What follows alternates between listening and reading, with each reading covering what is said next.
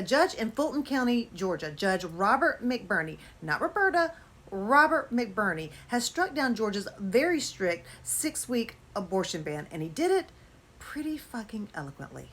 In a footnote, he also talked about how there are mainly men on one side of this argument and women on the other because they're the ones who are being forced to do something with their body that they don't want to do, and how it unfairly impacts a certain socioeconomic class of women, which in Georgia means brown women and black women, the women who can't afford to travel other places to get these services, and also the women who can't afford to have babies.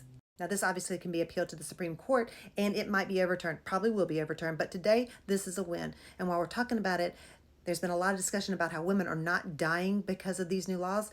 But in Georgia, there was a 28-year-old woman who took an abortion pill, which was legal for her to take, and she didn't expel all the tissue from her body, and it became infected.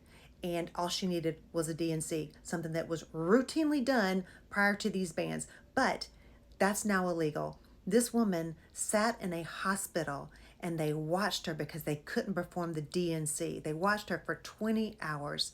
And by the time they finally took action, it was too late. And she died at 28 years old and left behind a 6-year-old child. So when you talk about that it's not happening, that people aren't dying as a result of these decisions that people are making, you're wrong. They are. Bravo, Judge McBurney. Maybe somebody will listen.